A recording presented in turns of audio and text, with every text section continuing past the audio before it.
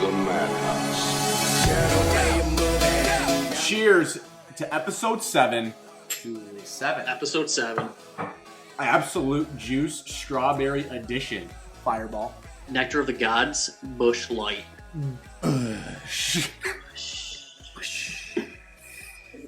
We are recording at 8:08 p.m. on Monday, March 1st, 2021. And boys, welcome to March. Might be one of the best sports months of the year, if we're being honest. Might be. It is. It is the best time of year. Unless you're a soccer fan or something.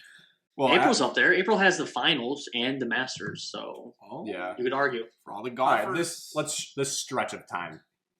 I should say, responsibility-wise, before we get into our first topic, we should let the listeners know we have another guest interview this show. Lead ABC7 New York sports anchor and MSU alum Ryan Field joined us to cover a wide variety of topics, so stick around for that in the middle of the show. But now, college basketball, March Madness. Michigan is the best team in the country, and Michigan State is back from the dead.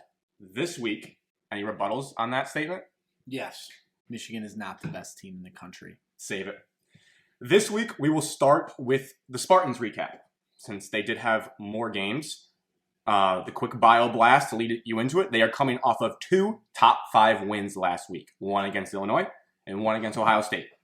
And then fell back down to earth a little bit on Sunday with a loss to unranked Maryland. So, my MSU experts on this show, how do you guys want to attack this? Game by game? Sure. Or we can just... Yes, game by game. All right, game by game. Boom. Evan was so confident with that, he definitely trumped Alex with what we were going to do. I think we'd like to go game by game. We'll start with Tuesday, Thursday, Sunday. We'll start with Illinois. Alex, I'll bounce it back to you. Sound good? Love it. Mm-hmm. So, Illinois game. Going into it, I was pretty confident. Ayo and Kofi were the two guys that we had to stop, like we previewed last podcast. And we did just that in the first half. We limited them. They only shot 40% from the field. We played bully ball with them. Got Kofi a little upset. And we got off to a hot start. We didn't start extremely slow. But looking at the stat lines, we only had 8 turnovers, which I think is the big circle if you're looking at the box score, because usually we have 8 turnovers in the first 4 minutes of the game. And so obviously Aaron Henry led us with 20 points, but it was more balanced. Rocky Watts had 15, Langford had 13, and 16 rebounds. Don't forget that. And Joey Hauser added 13 points and probably hit at that time the biggest shot of the season in the 3 with about a minute and a half left. So overall, I like the way that we played. We played a different kind of style of ball. It was kind of more of the second half of Indiana, and we just carried that right over to the Illinois game. Joey Hauser hit that 3 right in Alex's face. This is the Hauser fan club. I will not take Joey Hauser hate anymore from any Michigan State fan. Alex? Because as soon as that went in, I am standing up screaming, flexing, screaming Joey's name. The entire East Lansing campus had to hear me. Yeah, he also hit a massive shot in the next game Michigan State played as well. But, whatever. Nice tease. Back to the Illinois game. Michigan State, wire-to-wire victory, bully ball, just dominated Illinois. Never really even felt close. It felt close to Michigan State fans because of how bad they have been at holding leads. Example, Purdue by 17. But as Grant was, sitting there while I'm watching intently, he's just like, oh, this game's not even close. This game's not even close. It wasn't. But it really wasn't. In Michigan State, punched him in the mouth and it was awesome to watch. Literally. I don't mean that it's good that Io got punched in the face. It was a figure of speech for all you soft Illinois fans out there. But, great game. Langford with an absolute man performance on the boards. 15 and 16. Impressive stat line. Yeah, awesome game. I'll chirp Illinois fans at the end of Michigan State segment. I don't want to do it quite yet. Why? Just do it now. You want me to chirp them now? Yeah, go ahead. All right. I guess I can do that. Illinois fans, I understand that your fan base is sad and that you don't win a whole lot. Actually, never won a national championship. Haven't won the Big Ten in, I think, like 16 years. Haven't made it to the Sweet 16 in 16 years. So I understand you're upset. You're not used to being relevant. So when Michigan State, unranked, bubble Michigan State, punches you in the mouth, literally and figuratively, I can understand why you'd be upset. But you lost the game because you played bad. You played soft, and you looked terrible. And your coach, you reflected how your coach was coaching. Slick Brad. Bad. Slick hair Brad. Worried about other things. Also, shout out number 15 with the super long name on Illinois. Vishili or whatever. Vishili. Yes, him. Screaming at his bench, let's go, firing up the team, and going down, having a great opportunity for a dunk and just getting stuffed by the rim. I mean, I thought you deserved it, so that was hilarious. Illinois fans are soft on Twitter, saying that Maddie Sissoko should be ejected from the Big Ten altogether and should never play basketball again. Clearly, you've never watched a basketball game before. So, yeah, you guys are just soft, and, maybe if you start winning, you won't be as soft of a fan base. Is that covering Illinois then? I feel like you got pretty in the weeds with them. I mean, touch on it later, but Michigan fans aren't happy with them either after slick Brad Underwood's comments after their most recent game. But I think you guys hit the nail on the head with Illinois. I have an observation, but it has to do with all three games, so I will save that for the end of the three games. So onward to the Buckeyes. Onward to Ohio State. Evan, you want me to lead here? Yeah, go ahead.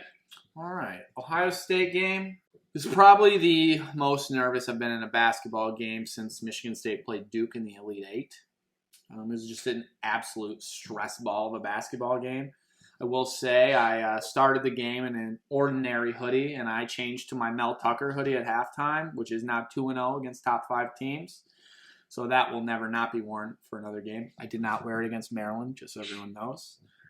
But going down 8 or 9 with about 10 minutes to go, I thought the game was over, and then Michigan State just bounced back in a stronger way. Josh Langford's shot to basically seal the deal was the most casual, calm shot I've ever seen, and just walking back so nonchalant. So, yeah, I was shocked that Michigan State won, to be honest. I didn't think it was actually going to be a Michigan State win. Evan tried to talk me off the ledge at halftime, and it seemed to work. So, Evan, give us the X's and O's.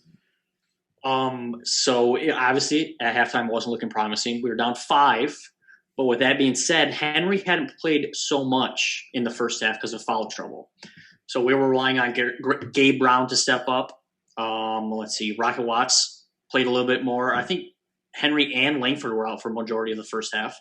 Hauser got some more minutes, and AJ Hogar got a lot more minutes. They didn't really give us that much momentum. They just kept us in the fight so we could be in closing distance in the second half. Kind of looking at it, both teams didn't shoot the best from three-point range, so we can't really hang our hat on that. We shot 48% from the field. Ohio State shot 44, 28 to 26 respectively from three-point, and then 73 and 76 from the foul line.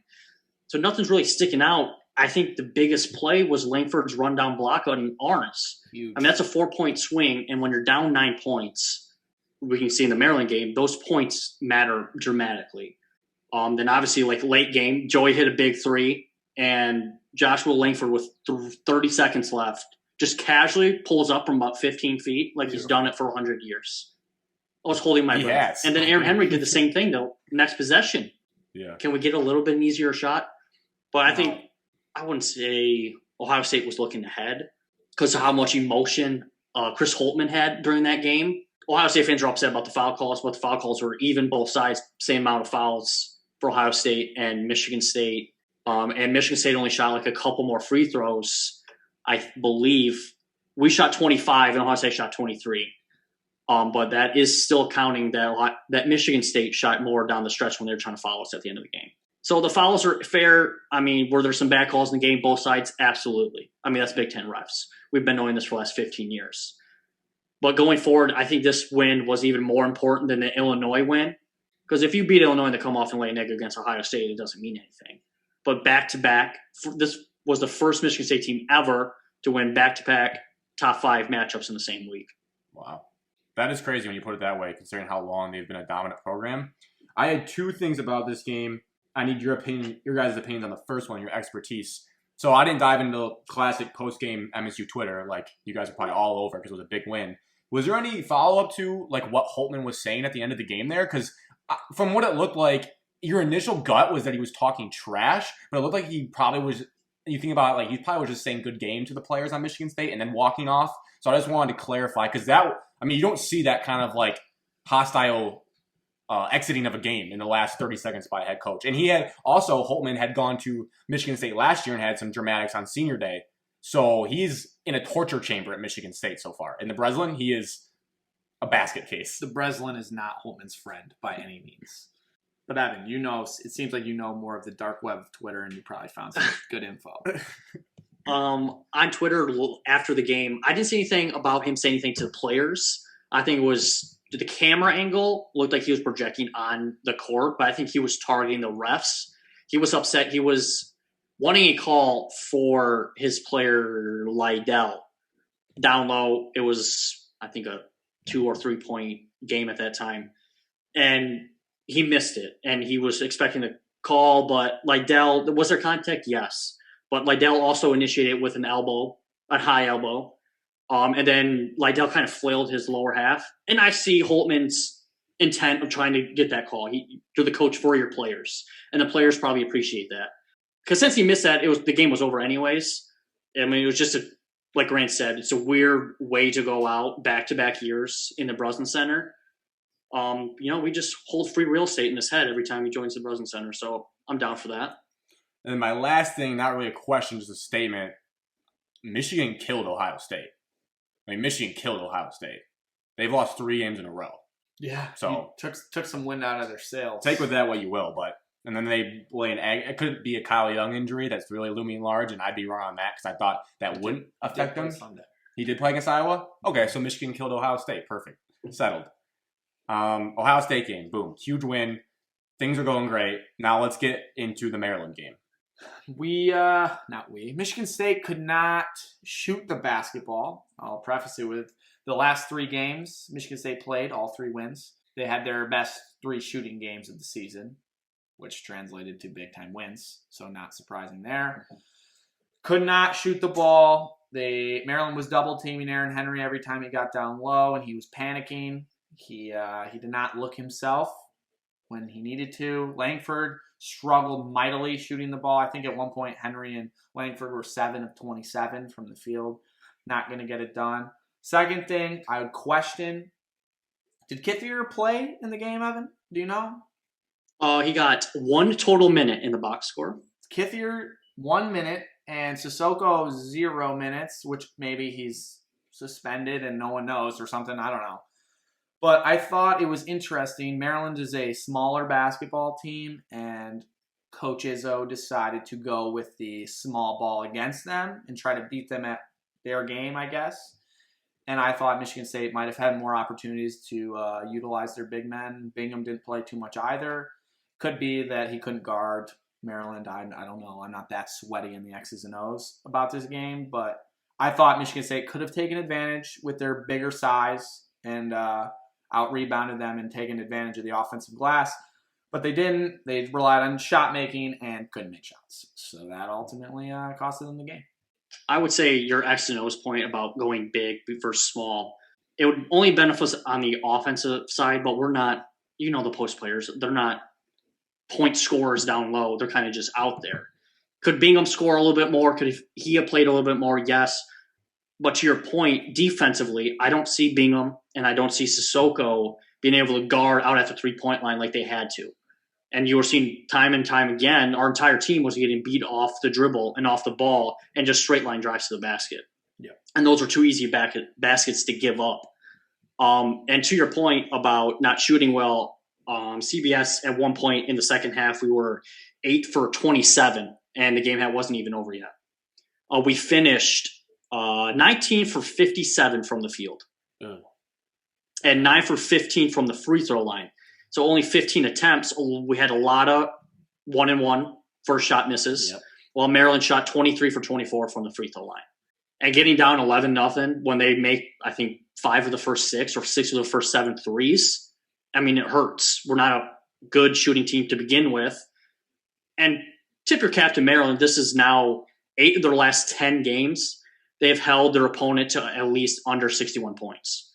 Wow. And so should we have been known that going in? Yes. But I think to your, Alex, another good point was Aaron Henry getting double teamed and then him kind of panicking. The offense kind of looked like, well, now that Henry gets taken away, what do we do now? And he started off well. I think he was 4 for 9, I think, to start. He had 9 quick points, I believe, in the first 15 minutes of the game. And then combined 4 for 16, Langford 3 for 13 from the field. And when your 2 best players aren't shooting well, you're not going to get back into the game. But I don't want to make excuses, and I hate making excuses. We didn't shoot the ball well. We'd get close, and then Maryland would get back up. It was 11 points, and then it was 9. Back to 11, then it was 9. And then the turning point, I think in my head, going back to Ohio State game, how one block shot or one missed shot can turn the game. Aaron Henry driving to the basket with about, I think, 10 or 11 minutes left. Did he get fouled? I don't know. I thought he got fouled. Obviously, I'm a Michigan State fan. I'm going to be biased.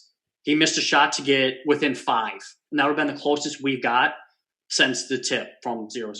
I thought it was a foul, but then Maryland goes down and scores, and then they score 7 in a row, and it goes from potentially a 5-point game. Now it's back up to 11. And right there, that I believe, took our wind out of our sails. I mean, Maryland's a tournament team. It's not a bad loss, but if you win this game, you're better your chances to make the tournament going forward, and we'll talk about that later. Yeah. I think from watching the game, I think it was one of those classic closer games than the final score indicated, because it really went off the rails there towards the end with 2 dagger threes in a row. And to touch on the point that Evan had said about the debate of the coaching, because then you're asking a guy probably like Kithier or Bingham to stay in front of Donta Scott. They're like 6'7" forward, and he's like a quick guy. He's going to be able to probably beat them off the dribble and create problems. He played a good game from what I remember watching. And I think a brutal thing, too, about the Aaron Henry play, from what I remember, there wasn't really a good replay of it. And you just, as a fan, you would want to see a replay in that scenario just to have the peace of mind when you go to lay your head down at night that you know definitively what it was. Because a lot of times from that side broadcast angle, when things are moving 100 miles an hour, you're not exactly sure what happened. But to Evan's point, we won't know. But there was like 3 guys in the vicinity, and they're all throwing their arms at the ball, and it's hard to believe that not someone could have gotten ball, someone also could have gotten body. I mean, there was like I said, 4 bodies going up in the air for that play. You would have loved to got like a good replay on that. So that's tough because then you can just think back to that one moment. You're like, well, if that momentum swing doesn't happen, it could be a completely different ending. Overall, my observation from looking at the 3 box scores of the games, and I think this is a valid trend. Like sometimes people can cherry pick stats, but I think this indicates what this Michigan State team needs to do to have success in their final guaranteed 4 games of the season. So bear with me now because it's a lot of numbers in 3 sentences, but we'll work through it together. So Illinois game, Michigan State took 8 3-pointers. They won by 9 points. They scored 81 points. Ohio State game, Michigan State took 15 3-pointers. Won by 4 points, scored 71 points. Maryland game, Michigan State took 28 3-pointers. Lost by 18, scored 55 points. I agree 100% with you. And this goes back to like the X and O's of the game where they were playing like kind of like a Virginia pack line defense. So where they weren't letting us drive. They weren't let Aaron Henry post up just one-on-one.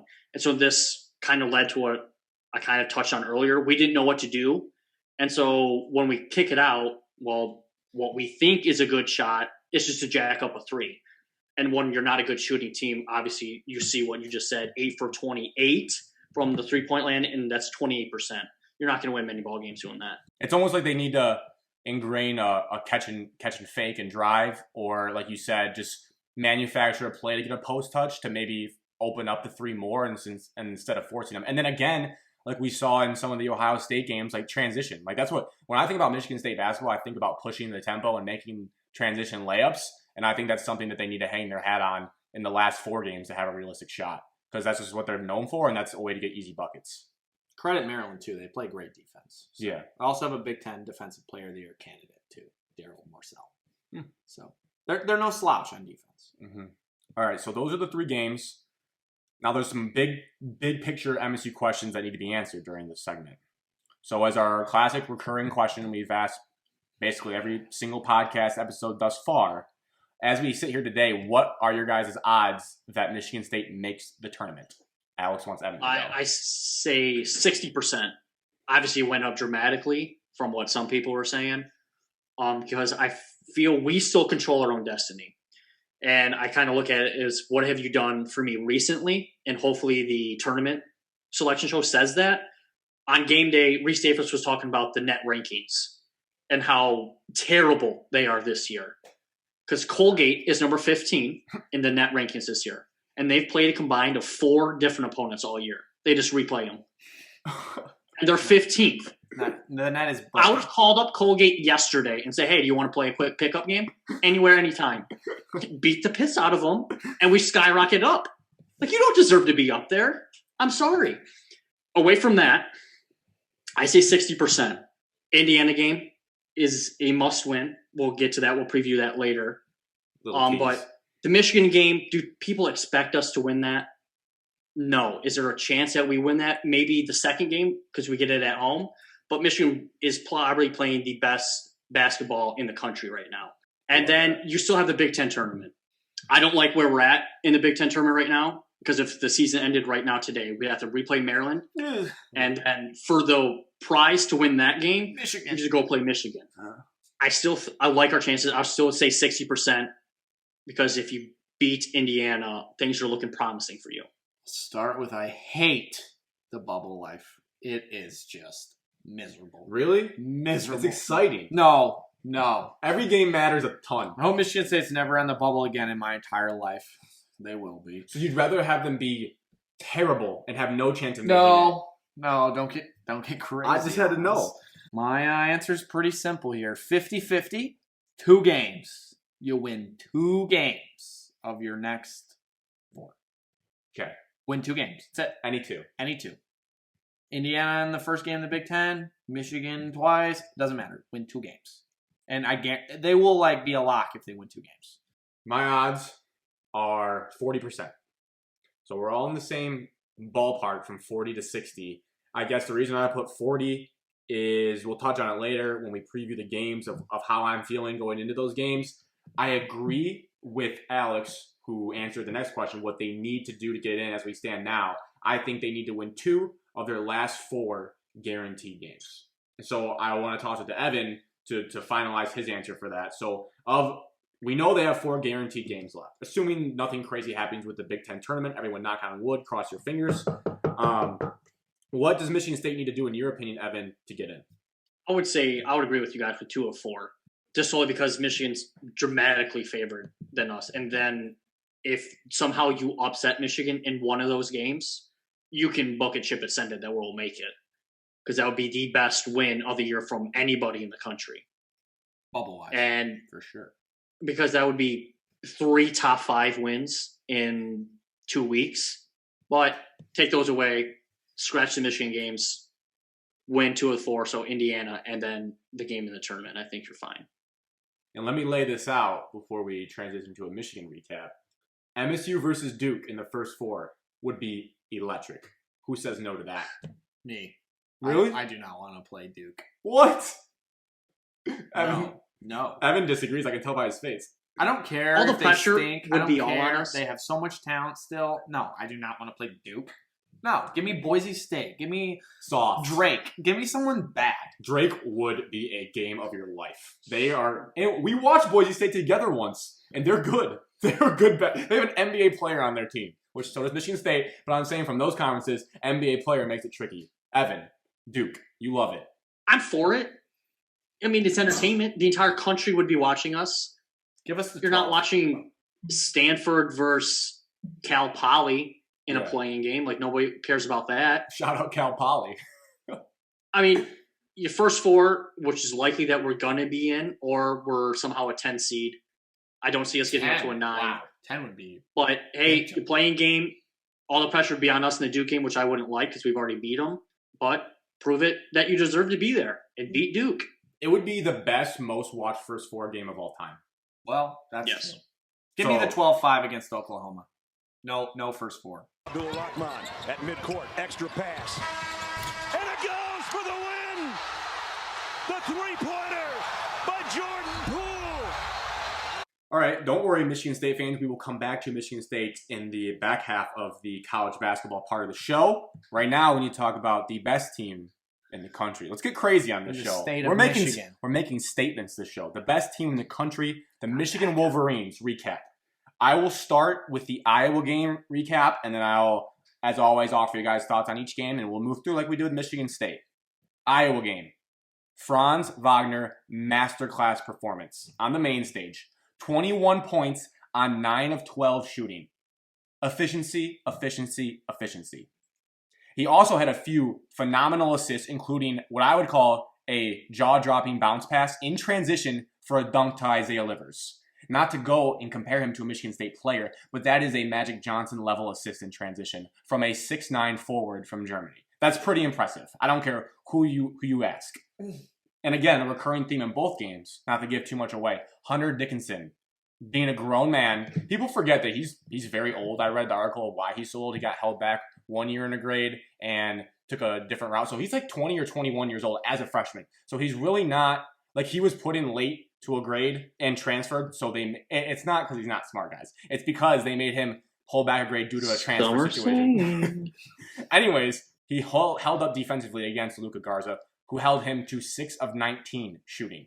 So Luka still had around, double digits, 15 or so points, but 6 of 19, you'll take that any day because that means he's missing more than he's making. That's just math.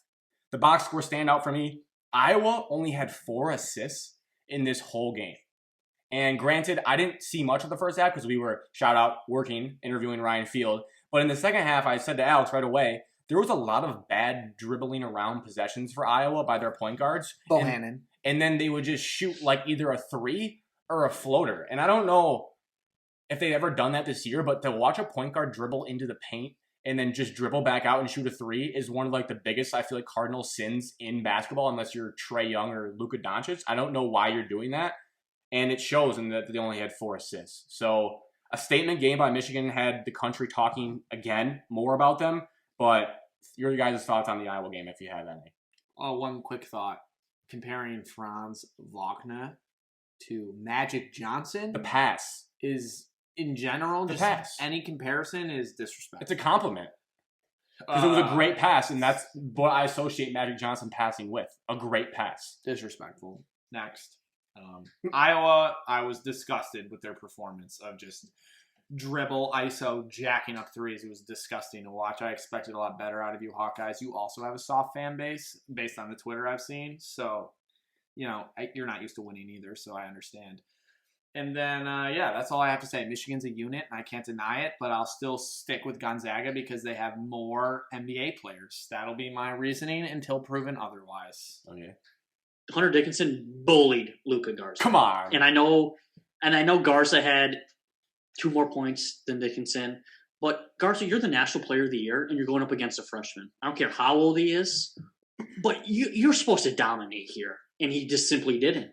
And then I feel bad for Michigan fans because you had to listen to Dick Vitale call your game. Oh, it was tough. Should have been Jay Billis on that. Dick Vitale needs to retire. I granted what he did, but time to hang him up. And then I wrote down Fran McCaffrey is probably the most overrated coach in college basketball, if not college basketball history. Name a big game Iowa has won. Name it. Ohio State on Sunday? Question mark. Didn't they win? Washed. Didn't they win on a buzzer beater in the NCAA tournament once? I don't know if they were a high seed, but they lost to Tennessee in the tournament when they had last year. Opportunity. Well, 2 years ago. 2 years ago. There was no tournament. They hit a buzzer beater once, but I don't know if it was a big game, which is a big shot. But no, I think Evan's point's valid. Iowa stinks. Fran McCaffrey stinks. He stinks. And like Alex said, Iowa fan base soft, just like their head coach is soft. And he just loves getting technicals. He just loves yelling at the refs. And there was at one point, Juwan Howard was like working the refs like every college basketball does. And like, hey, watch this. And the ref was talking to him, so he was going over towards the huddle. And ESPN was all over this, just like freaking out that this happened. And then you get back, and then the ref calls like a travel or something on Luka Garza, and McCaffrey is like pointing at the ref. Like, you only called that because you talked with Howard. And I'm pretty sure he got a technical and just derailed his team, the small hope that he had. But it's just another dominating win.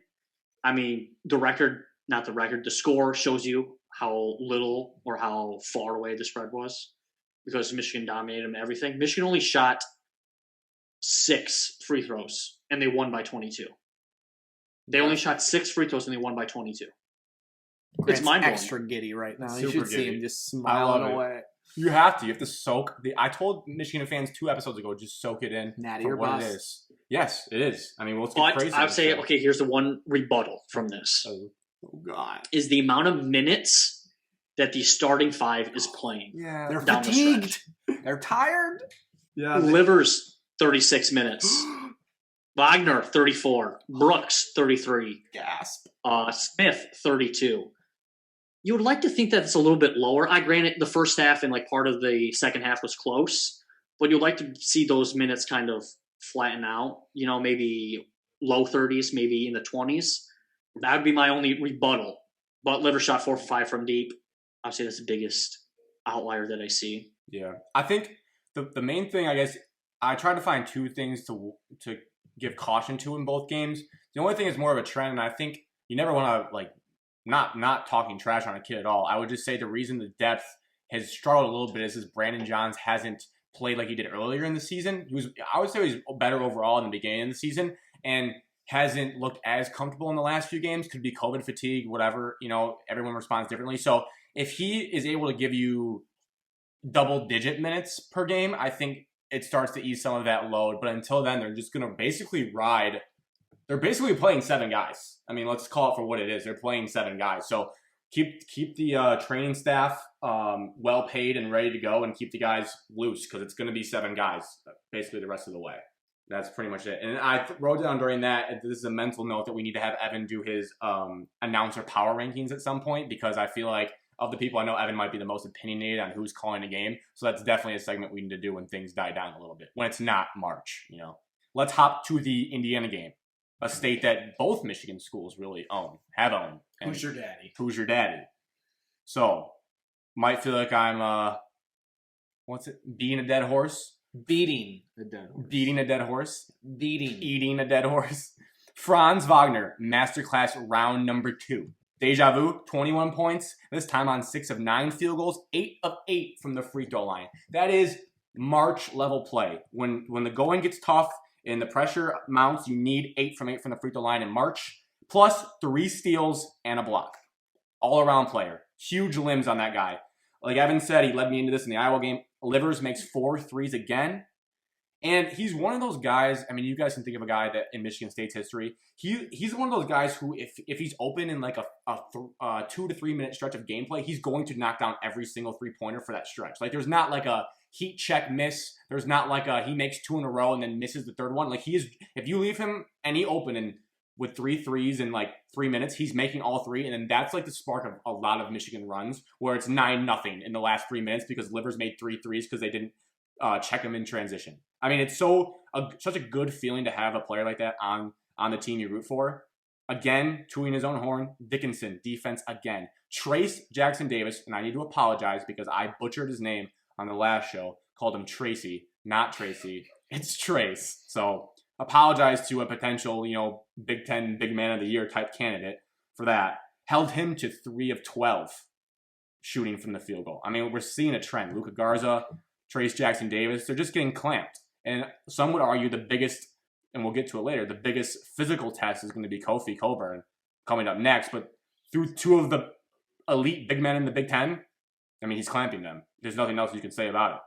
So, your guys' thoughts on the Indiana game? My quick thoughts on Kofi Cockburn. He's not that great, so he doesn't pass. I would love to see you say that to his face. He wouldn't do anything. Illinois soft. Anyways, Wow. Michigan against Indiana. Hand up. Didn't watch any of it. That's big of you to admit. I didn't watch it, but Okay. there's a good old Twitter. All right. And what I saw was that Michigan played one of their worst games in a while, and they won by 17. So Indiana stinks. Michigan's good. That's basically the recap I'll give you there. Michigan is better than Indiana, and they won the game. Thank you, Captain Obvious. You're welcome. Someone had to do it. I don't want somebody to go to the box score and be like, well, Livers only played 28 minutes. Like, they already did what I asked them to do in 20 minutes. That's not the case. He had 4 personal fouls, so it was foul trouble. That's why he didn't play all those minutes. So that's the reason, before you come attack me. Diving deeper in the box score with Evan Cadness. But it was pure domination. Indiana had a small run there, probably towards like middle or to the end of the first half. They had a hammer dunk on Dickinson, and Gus Johnson got excited. Bill Rafferty kind of probably stood out of his seat, like, "Oh my gosh, it's basketball." But other than that, Indiana didn't shoot the ball well, and so they're not going to win games because they're not a good shooting team. And when their best player only scores 10 points, that's to be told that's why he only scored 57. And I think Dickinson's length frustrated Jackson Davis to where he wasn't efficient enough, like you said, 3 for 12.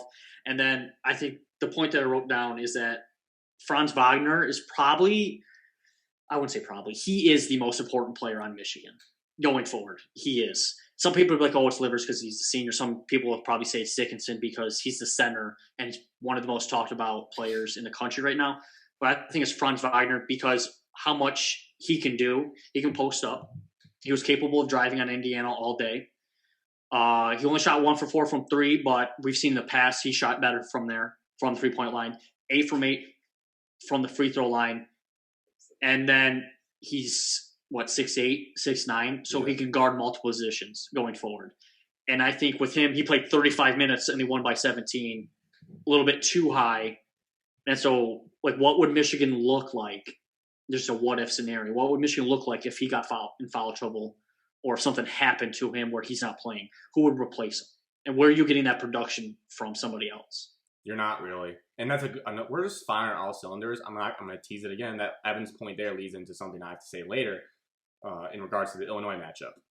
But I know everyone's waiting for pins and needles on what my negative would be from this game. Shawnee Brown went 1 of 6 from 3, so that's not great. And he's, as I've said, he might be the best corner 3-point shooter in the country. So you'd like to think it's just an aberration game for Shawnee Brown, but I think he'll get back on track. But it's just something to monitor. And he did eventually. It was great to see his attitude, though. I think he had to have been 0 of 5 and was still firing, and then finally got his 1 for 6. And it's just a shooter-shoot mentality. So shooter-shoot. So I like that overall. I mean, he's a capable 3-point shooter. But again, if we're really nitpicking here, that's it. Now, big picture for Michigan before we get into previews is, in a weird way, and I think it means more coming from me than Alex, who did not watch the game. Watch your mouth. No, I'm serious. Do your job. Come on, we've got a podcast to run. Just watch the highlights. I did. I just didn't watch the game live. Okay. All right. The IU game from Michigan felt sloppy overall. I remember watching the first 5 minutes and I was thinking like this feels like the Minnesota loss in some ways because of all the post-entry turnovers Michigan had. Yet they still win easily, which to me just shows their dominance overall. That you're playing at your 60 to 70% and you're still beating a Big Ten team who is hungry as can be. And Ken Palm update for Michigan, because it's gone back and forth. Michigan is now 5 in offensive efficiency and 4 in defensive efficiency.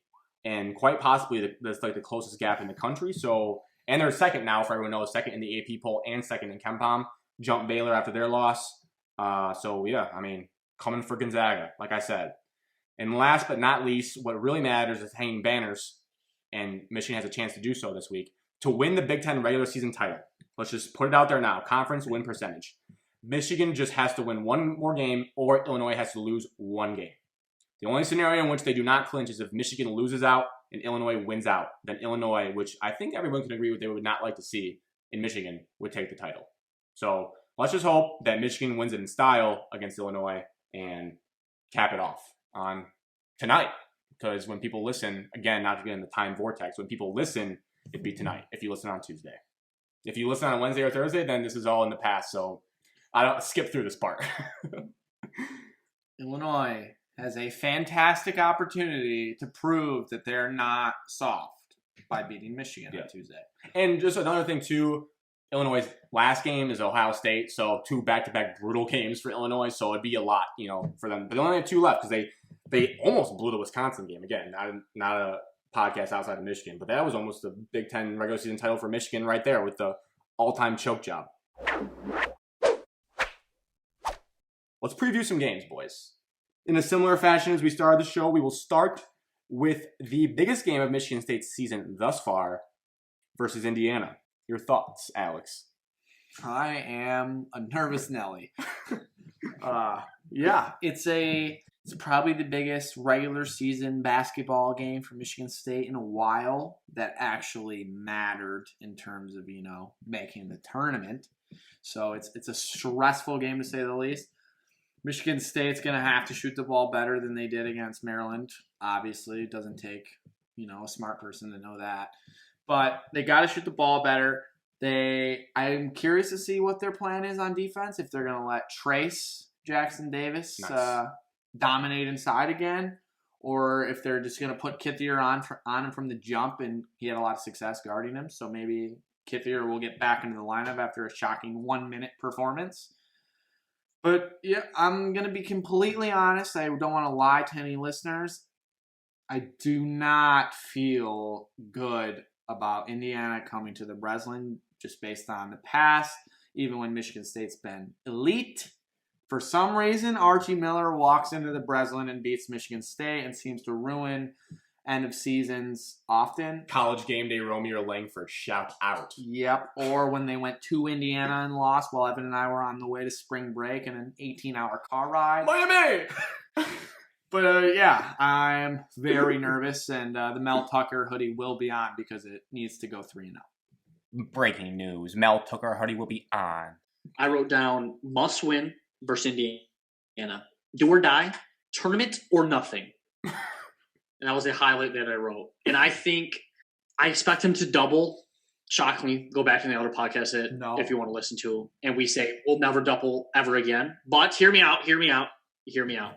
What? I think we might double Jackson Davis just a little bit more. Just in a situation where maybe when Tommy Kithier is in there and he's pushing him off the box or off the block, which he's the best post defender. If he dribbles once, you might see a second double or a special time where if he's going with his right hand, you might see a double. My only reason for this is Indiana doesn't shoot the ball well, and I think you could maybe steal a couple of possessions in what is going to be a close matchup.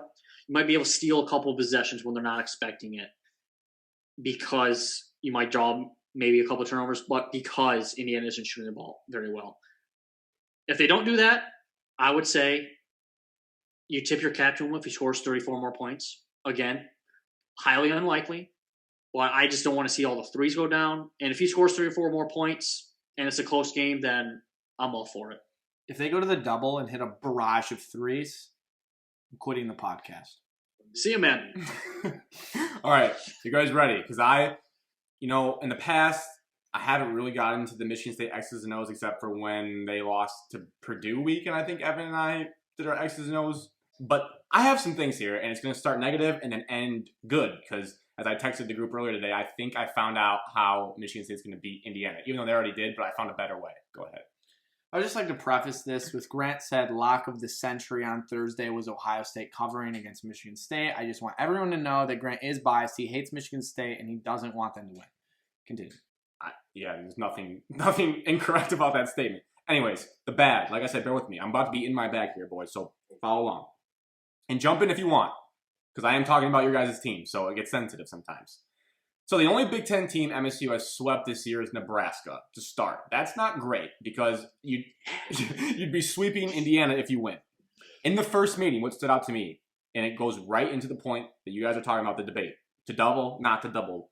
A lot of threes, no threes. IU was 4 of 19 from 3. They shot 21%. When on the year, they are a 35% three-point shooting team. So as the saying goes, water finds its level. That makes you a little nervous if you try to double and then they kick out for threes. On the other hand, MSU was 7 of 17 from 3, 41%, when they are 33% on the year. So in that category of water finds its level, it's not great for Michigan State. My quick rebuttal to that. I understand and I 100% agree that your balance is always going to come back. But I would like to think, fingers crossed, hopefully, that we don't start as bad as we did at Indiana. Can't. we were down 19-8. We were down 11 points early, and it looked like the season was over with, and we came back in the first half. I would like to think we don't start that bad. And so from the jump, the game hopefully is closer both ways. So hopefully like a couple threes don't matter if Indiana hits it, as it would if it did last game. I think that's my only rebuttal so far. Continue. Fair. That is, again, diving deeper in the box score with Evan Kavitz. It's a great perspective. Not that I would ever say I'm, Coach Izzo telling the boys what to do before a game. But just looking through some things, and I have a stat after my explanation to back this all up. What I'm telling the Michigan State crew as a Michigan fan going into this game in a must-win. Boys, let's run in transition. Let's shoot 2-pointers. Let's land on 2 feet and make our layups. If your name is not Gabe Brown, Joey Hauser, or Josh Langford, you are not shooting a 3-pointer this game. We are going YMCA style where the handcuffs are on for Aaron Henry and Rocket Watts. They're both shooting below 30% from 3 for the year. You're not shooting threes. You're driving in transition. And this is the weird stat that stood out that brought it all together. MSU is 1-5 in the 6 games they've had the least number of turnovers. How does that make sense? Everyone says, hold on to the ball, win the game. They lost to Iowa twice. These are all games with below 10 turnovers. One game they lost, they only had 6 turnovers. Lost to Iowa twice, lost to Maryland, Northwestern, and Minnesota. The only game they won was what Evan touched on, was the Illinois game that they won with only 8 turnovers. 1-5. It doesn't matter if you turn over. You beat Ohio State with 15 turnovers. Run. Throw it away a couple times, but you're going to get easier layups and not settle for threes. Again, if you're not Gabe Brown, Joey Hauser, or Josh Langford, you aren't shooting a 3, you're running, you're shooting 2s, and you're making layups. That's the game plan for Illinois, or Indiana, that's it. As John Rothstein has said, if you ever see his Twitter account, go check it out. You'll laugh hysterically because never mind. But February, Izzo, April. Stop. You have to trust in time, Izzo, when it turns to March. You have to. And if you don't, you're a fraud fan. You can join all those bums on Twitter that Evan hates. I love your game plan, Grant. Yes. I absolutely love it. Yes. And when you were going through it, I had one point about the 3-point shooting. You just reminded me. I believe all 3 of us, if we took our turn in a 3-point contest versus AJ Hoggard, I think all 3 of us beats him. Yes. His jump shot is so broken. I can't stand it. He's just shooting a laser, and it looks like he's trying to aim for the front of the rim. AJ, hey, buddy, that doesn't work. I'm sorry. I agree. If you gave me some time to train in my peak back in the day, late nights at Hinkle Fieldhouse, shout out to the managers for letting me in. Not a big deal. Not a big deal. I could rip 50% around the world clip, shooting 100. So, yeah, look out, AJ. All right, preview, Michigan, Illinois. I don't have a ton here, surprisingly. It's one of those games you just got to see it played. I wrote down Battle of the Foul matchup, and that goes back to Evan's point about Michigan will be in foul trouble. If they get in foul trouble, things can look sus with only 7 players really that play. So, interesting stat here, diving deep. Illinois is top 25 in free throw rate. What's free throw rate? Number of free throw attempts you have per field goal attempt you take. Top 25 in that. So they get fouled a lot. We saw in the Michigan State game, they were 19 of 34 from the free throw line. Unbelievable. But they didn't shoot free throws, Grant. They didn't get fouled. That's right. Deep Twitter. All right. Now, on the flip side, while Michigan is top 25 in opponent free throw rate, meaning they don't foul, essentially. So, and that's what's kept Michigan afloat with only playing 7 guys, is they really don't get in foul trouble. We were watching a game, and I saw Dickinson go off with 3 fouls. I said, that's the first time I've ever seen Hunter Dickinson have to leave a game in foul trouble this year. So that's the main matchup to me, because especially without Io, it's a big assumption based on what Brad Underwood said, is that they're not rushing him back and they want him to be fully healthy. I think there's a good chance he does not play, and with him out as well, if they're not getting to the free throw line, I don't see, unless they're again hitting a barrage of threes, it's going to be a tough game for them to win, especially it's at Michigan, so that's just more comfortable in their home gym. Bottom line, use the Brad Underwood motivation. The shot he took on Twitter in his post game that made the rounds about basically patting themselves on the back for rescheduling all their games and finding a way to do it. It's like, Brad, what do you want Michigan to do? Play Northwestern and get unbeaten by 30? Like, what are we talking about? They scheduled you. They made sure they made up the big games. So use that motivation and just go wrap up the Big Ten in style. That's all I would have to say to Michigan going into the game. And I also will say shout out to ESPN for their like Super Tuesday promos. Whenever that comes on, I just get the chills. Like the way they bill it as like a movie. And it's like movie credits and they put them together. It just looks awesome. So shout out to them for that. Any thoughts on the game for Michigan? Yeah, just one. I'll say Having you go first. Okay, I'll say the preview. I think if AO doesn't play, they don't win. He's that important to their offense and that important as a guy that they can lean on and just overall like confidence he brings towards the team. And because if he doesn't play, obviously it leans on one guy that Michigan has to stop and just run them off the 3-point line. I think they'll be fine. It helps that it's at Chrysler Arena and that now is 3 or 4 road games in a row that Illinois has. 3 of the last 4 because they played at Michigan State. They had a home game and then they played at Wisconsin. Now they have to play at Michigan. Yeah. So I think Michigan has a really good chance to win Tuesday. I'll leave it at that. Alex, go wrap ahead. it up. Yeah, it's pretty simple. I've said all show that Illinois is soft. Shockingly, I think they will come out with a little bit of a vengeance. And if they don't, then you better grab the Charmin Ultra because that's about as soft as you can get if you can't get up for this game. So I don't think they have a chance of winning. I think Michigan's an absolute force and they beat them by double digits, no problem. Absolute force unit wrecking ball. Until they play on Sunday because Thursday is going to be another blowout for Michigan. What a tease! The best one, Michigan versus MSU preview, because the way we do this show is that the whole week's going to go by and our next show is filming next Monday. So we got to get into it. And it's hard to think about right now as we sit here on Monday going past the Tuesday games, which are essential for both teams, and go to the Michigan State game. I'll start first here. I'm using the Ohio State game and Illinois box scores for Michigan State as my jumping off points because those are 2 wins for Michigan State against top 5 teams, and Michigan is a top 5 team in the country. So you would think maybe you can find something from those 2 box scores that will illuminate what they need to do to have a chance to beat Michigan. MSU is going to have to hold Michigan to sub 30% 3-point shooting in one of those games to win. It was a common theme in the games, and I don't think there's a way that they do that. If that doesn't happen, they win.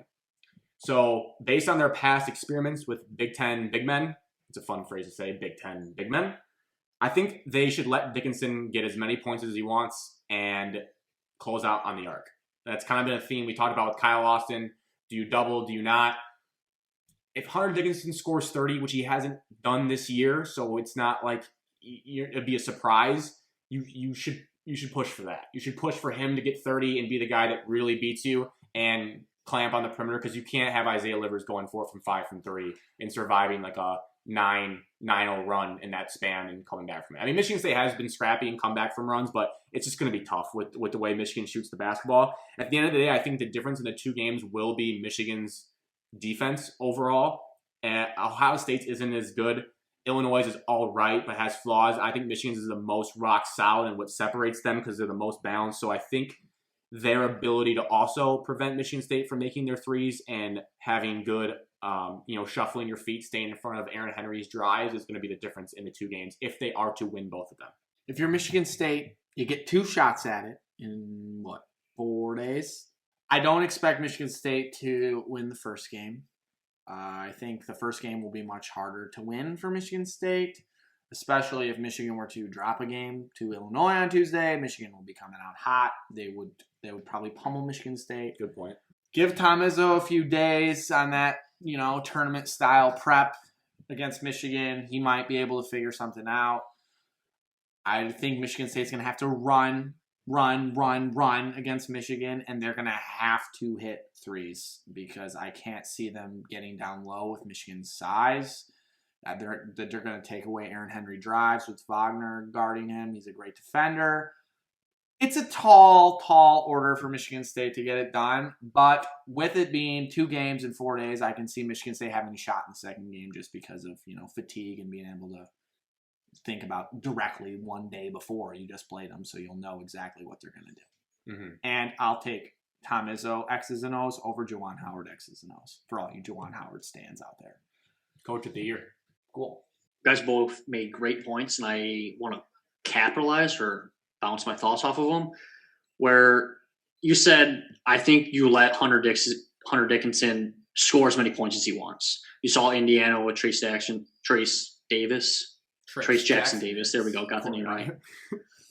You let him cook. And I don't want us to be late towards like a double team on Dickinson. And then he's obviously far more taller than all of our post players. And he can just pick over the top of their heads and find the open guy. Like you said last podcast, it's not off of his assist, but it's the extra pass. Defend the 3-point line. And what Alex said, we have to run. I think this or if we run a lot where it's helping us, this might help us that Michigan only plays 7 or 8 guys. Could they get tired? Unlikely, but you like to think it would. And then I question how we're going to match up. Yes, we have this maybe like the similar height where like CBS is going to show, oh, Gabe Brown's 6'6". Oh, Aaron Henry's 6'7", where Livers is 6'7". Wagner's 6'8", 6'9", but Gabe Brown isn't as big, isn't as physical as Livers or Wagner. And right now, me personally, I think you put start Henry on Wagner, but I don't think that's what Izzo's going to do. And so now you're asking Gabe Brown or Josh Langford to guard Wagner, and I don't like that matchup. So I think the first game, it could be a struggle, especially if Michigan's hitting threes. We don't shoot the ball very well. And so how are we going to find an offense? That's the first game. At Chrysler Center, I do like we're both coming off of 1 day's rest. Second game, CBS, 4:30, prime time. Yes. Probably Ian Eagle on the call. A late CBS game. He seems to do it. Home. This could be a win and you're in type of game.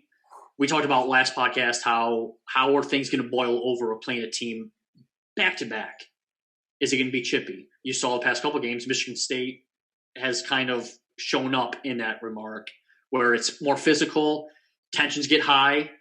And so I love that it's Michigan versus Michigan State. I don't like how good we are and how good Michigan is. It's usually the other way around, so I feel more confident. But I do like how Tom Izzo has experience in playing more tournament games than Juwan Howard has and getting that quick turnaround, the quick scouting report out, and what adjustments is Tom Izzo going to make? Are we going to come out and do what we did Iowa, where we double Luka Garza, and then Michigan just makes 80% of their threes? No. And then the game's over? But Tuesday game, obviously, is more important to me, but this is the biggest rivalry because it's a better rivalry than Duke and North Carolina. Chop them. They both stink. Chop. So my biggest point would probably be, how is Michigan State going to respond in the second game? Because there's probably 15% chance we win the first game. Wow. Evan's lowest odds of the year on anything, I think. It's tough. So that kind of leads into this. I might know where you guys stand, but don't worry. I have done some thought on this. I haven't run it by any of you. It wasn't in the show doc. So this is... Oh, no. We're doing it live. So does anyone want to make a friendly wager on the 2 games coming up? I'm going to lay out the scenario, and you guys say yes or no. So here's my proposal to you.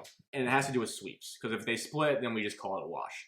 If Michigan sweeps MSU, all you guys have to do is tag them, Hunter Dickinson is my dad, in your bio for all of March.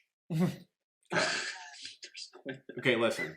Now, if MSU sweeps Michigan, I put whatever MSU player you want is my dad in my bio, and I do next show fully clothed but soaking wet. So Alex dumps water on me. Shout out Soggy Star, I was at PMT. So I'm just drenched doing an hour-long show. And next show, the first 10 minutes, I can't say a word. And you guys can talk as much as you want about how Michigan State swept Michigan. It will have to be Steven Izzo is my dad, because that would be funny because he's not really on the team. Right. And my answer would be, just to make the podcast exciting, sure, but the odds are clearly in your favor, and no wonder that you want to make this bet. But because I'm a good sport, and I will never doubt Michigan State basketball, I will take your bet. No, this is only sweep situations. Yes. Yeah. And you're an independent guy, Evan. You don't have to follow his lead. Don't feel the pressure, but I'm just saying. But don't be soft like the Illinois fans. It is. It's 3 things on my part to 1 on your guys. I try to do the odds right. I know. agree. I see that. Shout out you. I like it. If Thank you for doing that. You are favored, so you should have to do that. Right.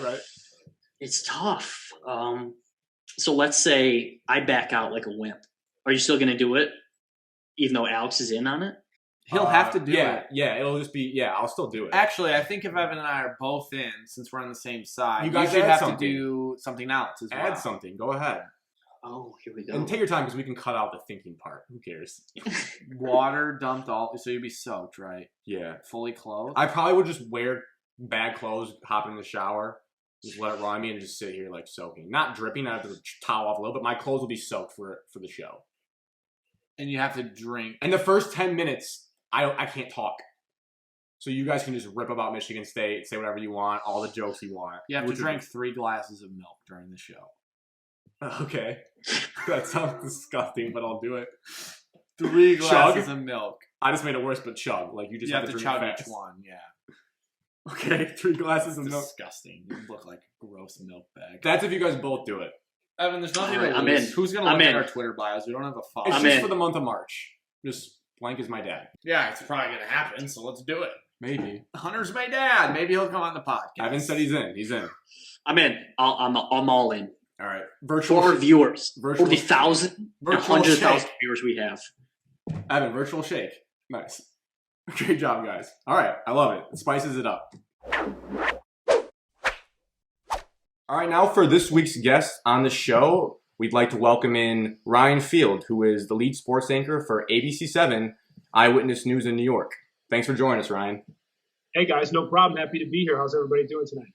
Good. Great. Not too bad. Yeah, so this interview is taking place Thursday before the big games tonight with Michigan and Michigan State. So decent amount of excitement in the air tonight, I would say. No question about that. Well, we got Michigan and Iowa in the JV game, if you will, and then Michigan State, Ohio State in the varsity. That's kind of how I like to look at it. Yeah, I mean, yeah, they did schedule it after, so that is how high school games go. Thinking back to my high school days, didn't it? The JV always came first, right? It was the JV and the varsity. Right. Yeah, that's what I thought. So we'll start with just having you give some background on yourself, the classic, tell us about yourself for our listeners so they know kind of your Michigan ties and where you're currently at today. Yeah, so I grew up in Troy, went to Michigan State, as you noticed by that snide remark I just made. And then I started in Lansing, Michigan, right out of school. And then I came down to Detroit and worked at Channel 2, where I was a producer and did some on-air stuff. And then I spent 10 years, as a lot of your viewers may know, at Fox Sports Detroit, covering the Tigers, Pistons, Red Wings, Pistons, and Tigers, my primary beats. And then I went out to LA and helped launch FS1, Fox Sports 1, which has grown by leaps and bounds here in the last several years as they've kind of changed their format to talking heads with Colin Cowherd and the like. And then after I was there for 3.5 years. I was thankful enough to get this job here in New York.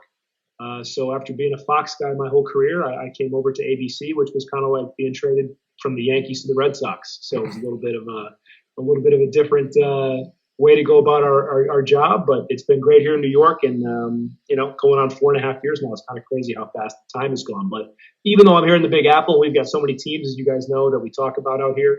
I'm always keeping a close eye on what's going on back home because those were all the teams that I grew up watching as a kid, and obviously I have a close eye on Michigan State at all times.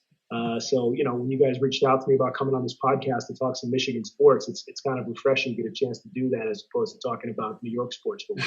So speaking of that, and like we said, the game hasn't started yet tonight. You want to give a prediction you have for the Michigan State Ohio State game? And to preface it, you could also do the thing where you give if they win and if they lose, and we can cut it out so you're right either way. No, well, we can be honest with everybody. Trust me, I make picks on the air here, and I'm wrong all the time, so it's all good. I'm used to it. I think Michigan State's going to beat them tonight, guys. I mean, they're playing. They've been playing well the last 2 games.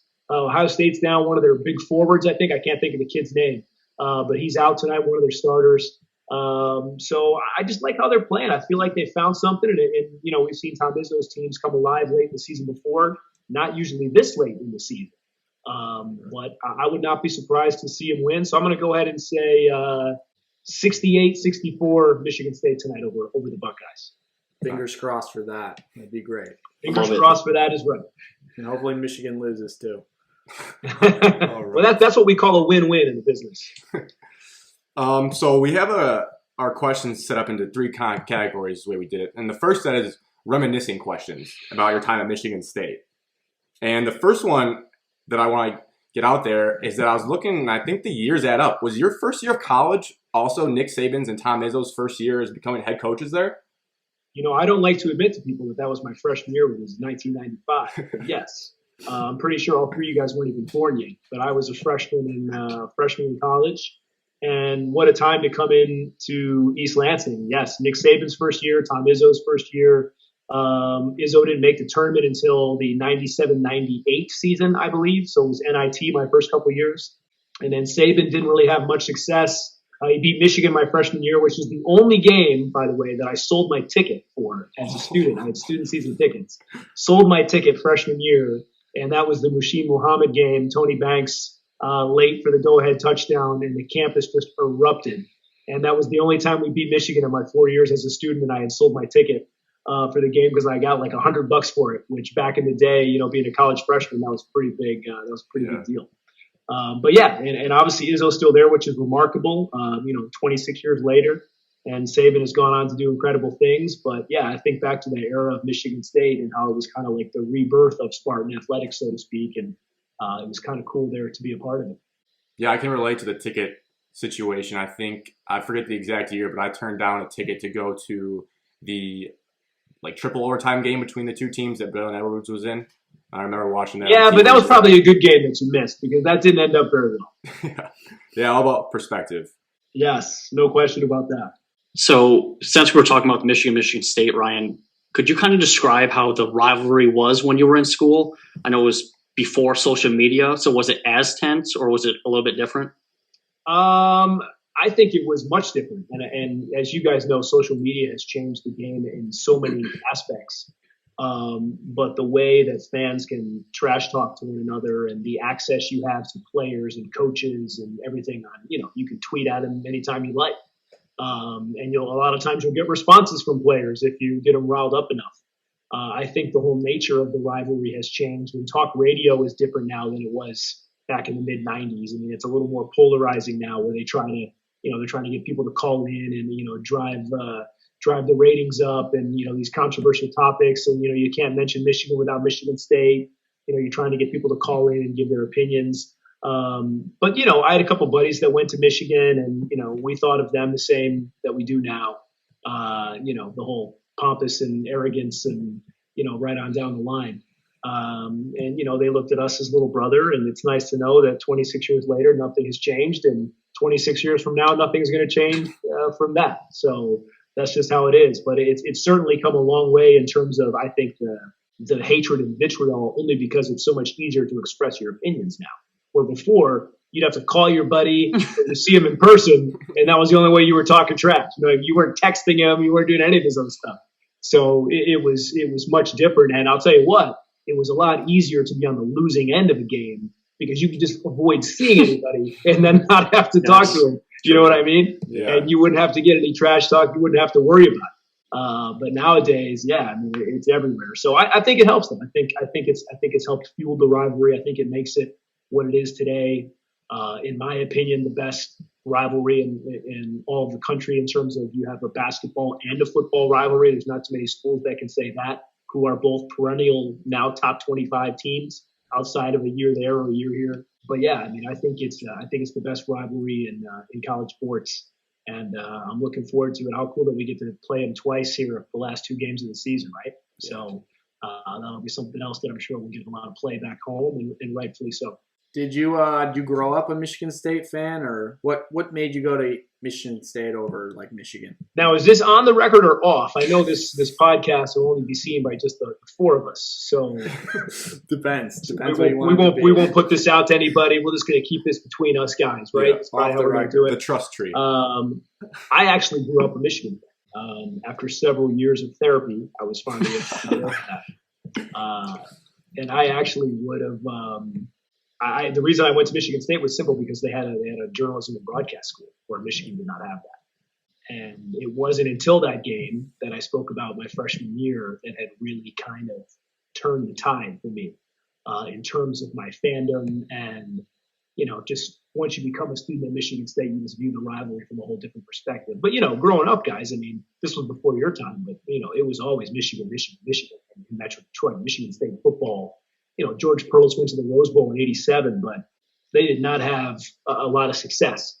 So growing up, all the kids in school wore Michigan stuff. Michigan State basketball had some dark years in the '80s.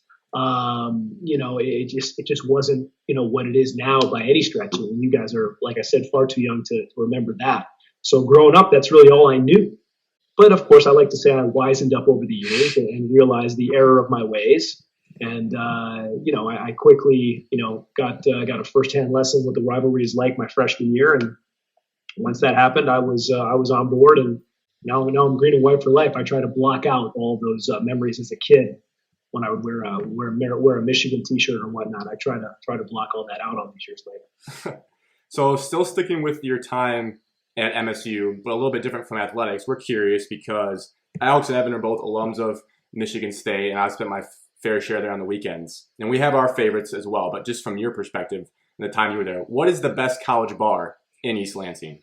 Wow, how about this? Now, Harper's just came along late in my Michigan State tenure. That came along, I want to say like 98 or 99, really dating myself here. But to me, it's still got to be Rick's. Rick's hands down. Yes. I spent a lot of time meeting some nice co-eds down there in the basement. A lot of my favorite memories have come from that place. And I just think that, other people would probably say the Riv or Harper's or Landshark, right on down the line. But for me, that was the place where I probably had my most fun memories when I think back. And, it's funny, you guys obviously went there. Scotty and Herm, Scotty still owns it. Herm still works the door. So, 20 years after I graduate, there's a long line at Rick's, and I'm like, hey, what's up, Herm? Just like it was I was a junior in college, and I'm still walking in the door at Rick's. It's pretty crazy. Did they still call it Sticky Ricks back in the day because of how sticky the floors were, or was that not around yet? The floors were sticky. There's no doubt about that. I think the same stick has been on the floor since like 1978. I'm pretty sure. I don't know if that was ever like the official nickname, but now that you said that, it would make sense. I just don't remember calling it that. Yeah. But that's pretty funny nonetheless. So, like you said, moved out of the state of Michigan to pursue your career. We're curious, since we're still in the Mitten State, what do you miss most about the state of Michigan? Obviously, opening day is a huge deal back home. I miss those Michigan summers. My grandparents used to live out on a lake in West Bloomfield. I miss going out and being on the lake. Nothing better than a Michigan summer, as you guys know. And obviously, I have family and friends, and miss covering my favorite teams. But, my advice to you guys as your career blossoms and you get older is you should try to live in a few different places, because Michigan's not going anywhere. I could, one day, if I wanted to, go back and get a job back in Detroit and retire there and be happy. But I also think there's something to be said about living your life to the fullest and having new adventures and new experiences. And, now that I've lived in LA and New York, you can't find three more opposite places in the country than Detroit, LA, and New York. That's pretty much as opposite as you can get for three places. And but I think it's been awesome just to see how things work in different parts of the country, and you get to experience the beauty of different parts of the country. And that would certainly be my advice to you guys as you branch out in your careers and figure out what you want to do. Home will always be home. I still call Detroit home. I tell people when I'm going home for Christmas, they think I'm talking about I'm going to the suburbs here in New York. No, I'm actually going home to Detroit.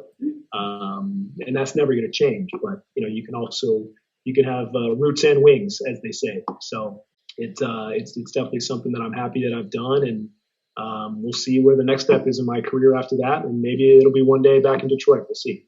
So now this next question falls into the category called Wikipedia questions, because I'm trying to find some background on you, and you have a Wikipedia page, so we thought we'd look there. And one interesting fact stood out, and I'm curious to see how you recall it.